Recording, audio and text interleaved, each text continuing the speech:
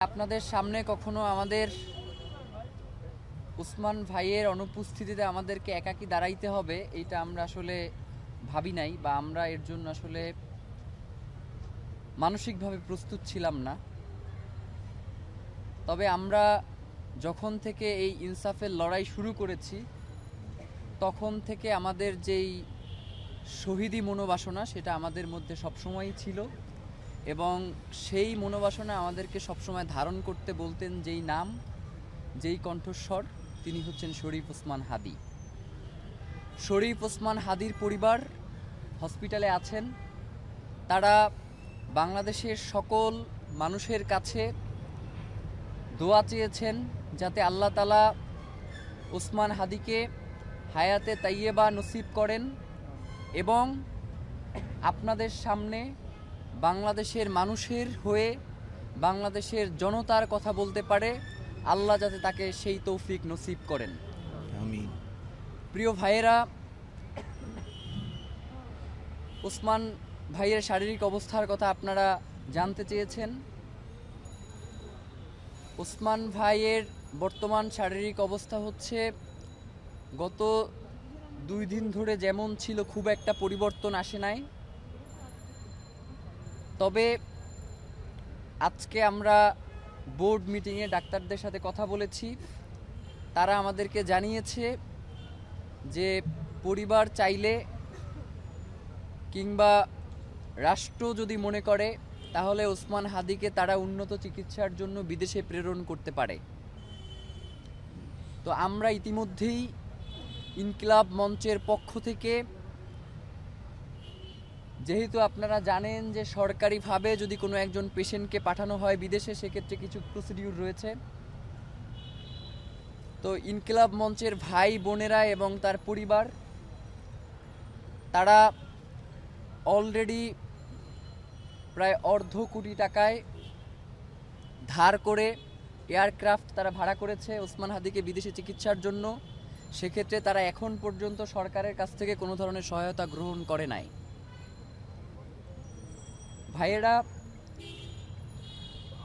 ওসমান হাদী বাংলাদেশে, আপনারা এখানে যারা আছেন অধিকাংশই আমার নাম জানেন না, সেটা আমি জানি, কিন্তু বাংলাদেশের এমন কোনো জায়গা নাই যেইখানে ওসমান হাদী তাকে চেনে না এমন একজন মানুষ রয়েছে।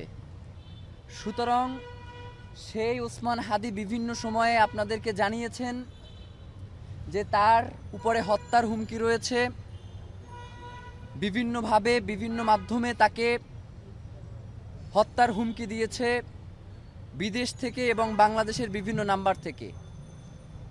এবং শাহবাগ থানায় গত ডিসেম্বরে একটা জিডিও করা হয়েছে, এবং এই হামলার কিছুদিন সপ্তাহখানেক আগেও ওসমান হাদী নিজের প্রোফাইলে একটা পোস্ট দিয়েছিলেন, এবং সেখানে তাকে যারা হত্যার হুমকি দিয়েছিল তাদের নাম্বার সে পাবলিক করে দিয়েছিল। বাংলাদেশ সরকার যারা দায়িত্বে রয়েছেন, যে সকল গোয়েন্দা সংস্থা, অত্যন্ত হাস্যকর বিষয় যে ওসমান হাদীর যেই তার উপরে যে আক্রমণ হয়েছে এখন পর্যন্ত আপনারা যেই ফুটেজ দেখেছেন বা যাদেরকে শনাক্ত করা হয়েছে এইটা আসলে কোনো গোয়েন্দা সংস্থা করে না, আমরা শনাক্ত করে তাদের কাছে এই ফুটেজ পাঠিয়েছি। তো গোয়েন্দা সংস্থার কাজ কি একজন ব্যক্তির উপর আক্রমণ হওয়ার পরে মানে আমাদের কাছে সিসিটিভি ফুটেজ চাওয়া, নাকি কোন কোন পথ ধরে এই খুনিরা পালিয়েছে সেই ফুটেজগুলো তারা নিজ দায়িত্বে সংগ্রহ করা? রাত 10টার সময় সিআইডির একটা টিম এই হসপিটালে এসেছে, রাত 2টায়, দুঃখিত, তো রাত 2টায় ঘটনা হচ্ছে দুপুর 2টার, আর তারা এসেছে রাত 2টায়। মানে এটা তো একজন খুনির জন্য পালিয়ে যাওয়ার জন্য যথেষ্ট সময়। সুতরাং আমাদের কাছে স্পষ্ট মনে হয়েছে যে বাংলাদেশের যে গোয়েন্দা সংস্থাগুলো রয়েছে তারা সম্পূর্ণভাবে এক্ষেত্রে অসহযোগিতা করেছে, এবং জুলাইয়ের এই যে শক্তি যারা বাংলাদেশকে ধারণ করে, আমার কাছে মনে হয় যে এখনও গোয়েন্দা সংস্থার মধ্যে এমন কিছু লোক রয়ে গেছেন যারা এখনও চাচ্ছে না যে বাংলাদেশ তার স্বাধীনতা সার্বভৌমত্ব ফিরে পাক। দীর্ঘ 17 বছরে বাংলাদেশের স্বাধীনতা সার্বভৌমত্ব যেভাবে দিল্লির কাছে মাথা নত করেছিল, তারা এখনও সেই প্রচেষ্টা চালিয়ে যাচ্ছে। এবং ইতিমধ্যেই আমরা সংবাদ মাধ্যমের জানতে পেরেছি, এটা সম্ভবত 5 থেকে 10 মিনিট আগের ঘটনা, যে তারা বলেছে যে খুনি আমাদের প্রতিবেশী রাষ্ট্র ভারতে পালিয়েছে। আপনাদের কাছে একটা কথা জানতে চাই, যে বাংলাদেশে যারাই এবং যখনই কোনো গুম, খুন এবং হত্যা হয়, সেই খুনির আশ্রয়দাতা অটোমেটিক্যালি ভারত হয়ে যায়। তো একটা প্রতিবেশী রাষ্ট্রের দায়িত্ব কি তার পার্শ্ববর্তী রাষ্ট্রের যে নিরাপত্তা যারা বিঘ্নিত করে তাদেরকে আশ্রয় দেয়া, নাকি তার পার্শ্ববর্তী রাষ্ট্রের নিরাপত্তা যাতে কোনোভাবে ব্যাহত না হয় সেই দিকে সহযোগিতা করা? আমরা ইনকিলাব মঞ্চের পক্ষ থেকে আপনাদেরকে জানাতে চাই, যদি সত্যি সত্যিই ভারতে এই খুনি পালিয়ে থাকে, তাহলে যেন অতি দ্রুত বাংলাদেশ সরকারের পক্ষ থেকে ভারতকে আহ্বান জানানো হয় খুনিকে হস্তান্তরের ব্যাপারে। এবং এই ব্যাপারে যদি ভারত অসহযোগিতা প্রকাশ করে, তাহলে ইনকিলাব মঞ্চ বাংলাদেশের সকল বাংলাদেশপন্থী জনতাকে নিয়ে ঘোষণা করছি যে বাংলাদেশে ভারতীয় দূতাবাসের আর কোনো কার্যক্রম চলতে দেয়া হবে না। যেই রাষ্ট্র বাংলাদেশের স্বাধীনতার সার্বভৌমত্বকে বিনষ্ট করে দিতে চায়, যারা বারংবার বাংলাদেশের এই মানচিত্রে যারা থাবা বসিয়েছে তাদেরকে আশ্রয় দিয়েছে, এবং এই খুনি পতিত স্বৈরাচার হাসিনাকে যারা এখন পর্যন্ত লালন পালন করছে, সেই রাষ্ট্রের সাথে বাংলাদেশের সুসম্পর্ক থাকবার আর কোনো কারণ হতে পারে না। আমরা বাংলাদেশের জনগণ হিসেবে আপনাদের মাধ্যমে বহির্বিশ্বের যারা আছেন তাদেরকে একটা বার্তা দিতে চাই, যে আপনারা অতি দ্রুত বাংলাদেশের স্বাধীনতা সার্বভৌমত্বের ব্যাপারে যে আশঙ্কা দেখা দিয়েছে এবং বাংলাদেশের সার্বভৌমত্বকে যারা বিভিন্নভাবে বিনষ্ট করার চেষ্টা করছে, বহির্বিশ্বে যারা রয়েছেন, আপনারা অতি দ্রুত এই প্রতিবেশী এই আধিপত্যবাদের যেই শক্তিটা রয়েছে, যারা বাংলাদেশকে অকার্যকর রাষ্ট্রে পরিণত করতে চায়, তাদের বিরুদ্ধে আপনাদের জোরালো কণ্ঠস্বর আমরা শুনতে চাই। ডক্টর ইউনূস মহোদয়, আপনি খুব সুন্দর সুন্দর করে কথা বলেন, মাঝে মধ্যে একটু মুচকি হাসেনও, আপনার লজ্জা পাওয়া উচিত। যে ওসমান হাদি আপনার এই অন্তর্বর্তীকালীন সরকার, তিনি তো আসলে কোনো রাজনৈতিক দল এবং মতের মধ্য দিয়ে উঠে আসা সরকার নয়, তিনি তো বাংলাদেশের জনতার সরকার। সেই বাংলাদেশের জনতার কণ্ঠস্বর শরীফ ওসমান হাদি, যিনি ঢাকা বাংলাদেশের 300 আসনের মধ্যে ঢাকা 8 আসন অত্যন্ত গুরুত্বপূর্ণ, আপনারা জানেন। ওসমান হাদি কোনো ঠুনকো ব্যক্তি নয় যে তাকে যে কোনোভাবেই আপনারা